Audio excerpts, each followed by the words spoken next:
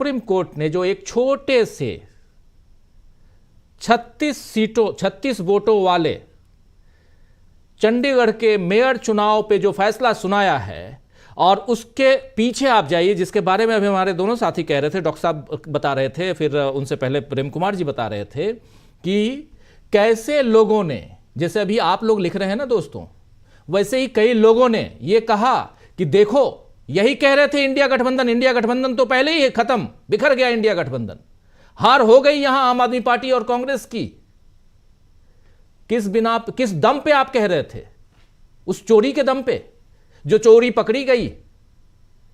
मध्य प्रदेश की चोरी नहीं पकड़ी गई है, छत्तीसगढ़ की चोरी नहीं पकड़ी गई है, राजस्थान की चोरी नहीं पकड़ी गई है, ऐसे ही कई राज्यों की चोरी नहीं पकड़ी गई है। इसलिए आपका सीना चौड़ा है, यह तय मानिए। जिस दिन आपकी वो चोरी पकड़ी जाएगी ना, उस दिन आप चौराहे पे वैसे खड़े होंगे जैसे पाकिस्तान के पीठासीन अधिकारी ने आज प्रेस कॉन्फ्रेंस करके कबूलनामा वहां उनका भी आया है, जिसमें उन्होंने कहा है कि हां, मैंने ऐसी चोरी की, मैंने 50-50 हजार, 60-60 हजार, 70-70 हजार वोटों के से जीत रहे प्रत्याशियों को हरवाया उनको, और इसलिए आप मुझे जो सजा देना चाहते हैं दे दीजिए, मुझे चौराहे पे ले जाना चाहते हैं ले जाइए। लेकिन उस ईमानदार इंसान ने यह भी कहा, क्योंकि अब वो कबूल रहा है, ईमानदारी की तरफ बढ़ रहा है, बुद्धम शरणम गच्छामि, तो वो कह रहा है कि लेकिन मेरे साथ जो लोग थे उनको भी सजा मिलनी चाहिए।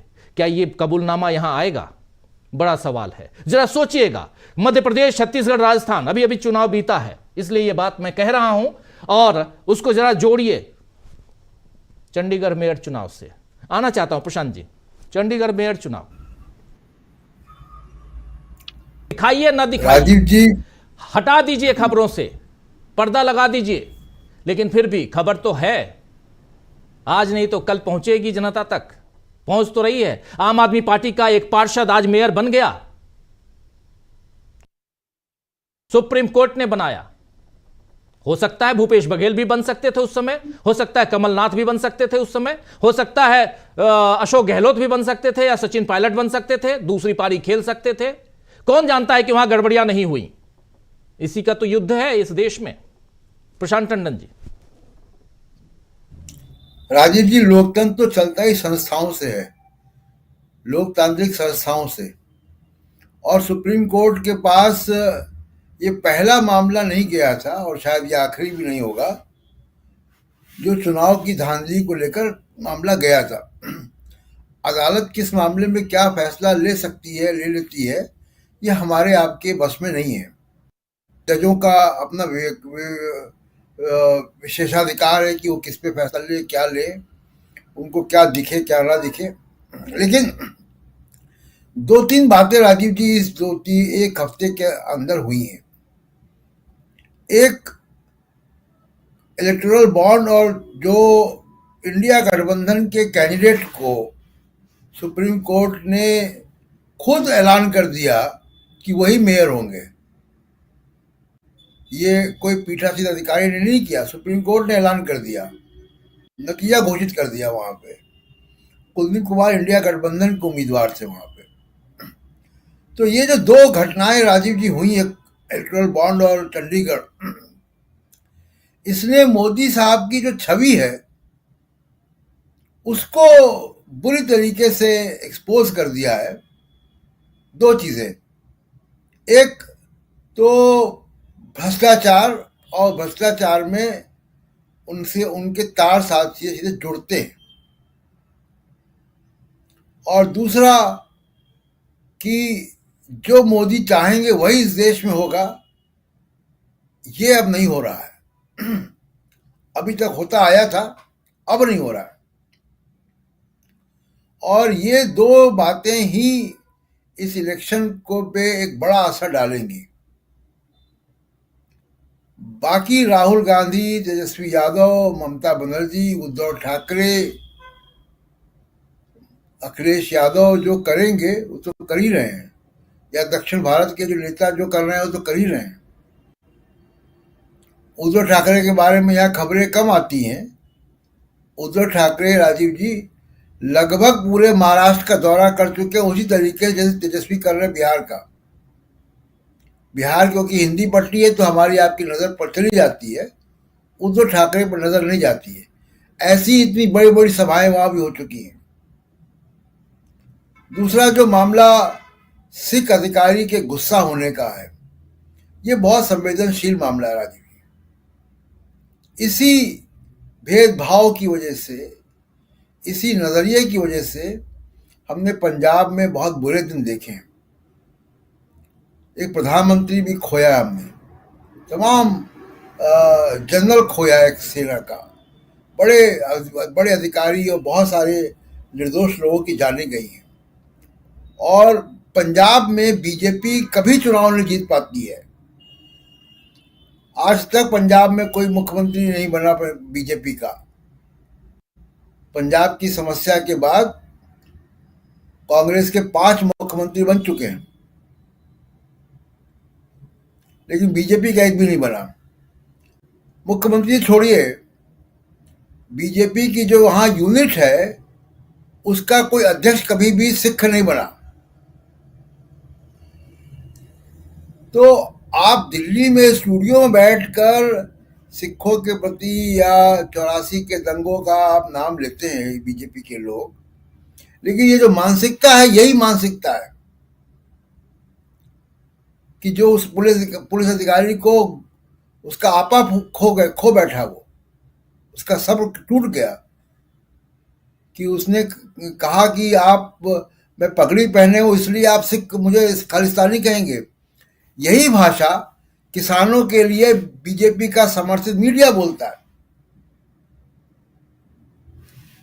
इसी तरीके की भाषा नॉर्थ ईस्ट के लोगों के लिए बोली जाती है, इसी तरीके की भाषा देश के दूसरे लोगों के लिए बोली जाती है, मुसलमानों के लिए बोली जाती है। ये जो कपड़ों से पहचानने वाली जो संस्कृति इस देश में आई है, तो मुझे लगता है कि इसका समय जो है वो पूरा हो रहा है। लोग बोलने लगे हैं, अब लोग खामोश नहीं है। और इंस्टीट्यूशंस जब बोलने लगे आते हैं, सुप्रीम कोर्ट ने जब ये बोला है तो तमाम और संस्थाओं की जो है वो हिम्मत खुलेगी। अब ये बड़ा सवाल जो है राजीव जी चुनाव आयोग पर जाता है कि जो सुप्रीम कोर्ट ने कहा है कि 13 मार्च तक आप लिस्ट जारी करें किन किन लोगों ने चंदे आप दिए, वो चुनाव आयोग उसको कैसे करता है। और जिस तरीके की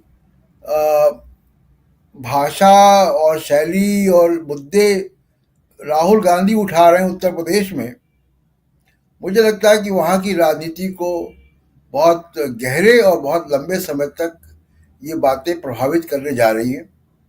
उत्तर प्रदेश में मंडल आयोग के बाद या पिछले 30 सालों में मल्टीपल पॉलिटिकल फोर्स पैदा हो गई, वोटों का, सेकुलर वोटों का बंटवारा हो गया।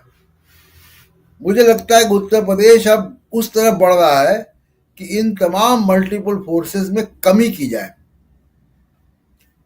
वोटों का ध्रुवीकरण रुके। और इस तरफ जो है उत्तर प्रदेश के कदम मुझे बढ़ते हुए दिखाई दे रहे हैं। और उत्तर प्रदेश से ही देखिए दिल्ली का रास्ता जाता है, तो उत्तर प्रदेश में बहुत कुछ होने को है। और एक आखिरी बात यह राजीव जी की सोनिया गांधी आज राज्यसभा में अपनी पारी शुरू करेंगी, अब निर्विरोध चुन के आ गई हैं। जहाँ तक मुझे ख्याल आ रहा है कि वो शायद पहली गांधी परिवार की सदस्य हैं जो राज्यसभा में आई हैं। बाकी गांधी परिवार के लोग, हाँ, ऊपर की इंदिरा गांधी आ आवाज चुकी हैं एक बार। जी, इंदिरा गांधी एक बार आ चुकी हैं जी। और रायबरेली अब उन्होंने छोड़ा है, रायबरेली में कौन का परिवार से आएगा वो भी तय होगा। लेकिन रायबरेली की सीट देखिए लंबे समय तक वहाँ से 3 बार इंदिरा गांधी के पहले 3 बार फिरोज गांधी वहाँ के एमपी थे रायबरेली के। उनकी मौत के बाद एक गैप आता है, उसके बाद इंदिरा गांधी आती हैं। और इंदिरा गांधी ने जब छोड़ा उसको और मेदक के चुनाव में वो गई, तो उसके बाद भी शीला कौल, अरुण नेहरू वहाँ पे रहे, वो भी गांधी परिवार का हिस्सा थे। तो वो सीट गांधी परिवार की रही है। मेरे ख्याल से वो कोई परिवार का सदस्य वहां से जाना चाहिए। अब तक की हिस्ट्री ऐसी बताती है। तो कुल मिला के राजीव जी, ये कि जिस तरीके का माहौल इस देश में बन रहा है वो मोदी जी के लिए चुनौतियां खड़ी कर रहा है, और उनके पास लगातार जो है अपने बचाव के हथियार कम हो रहे हैं।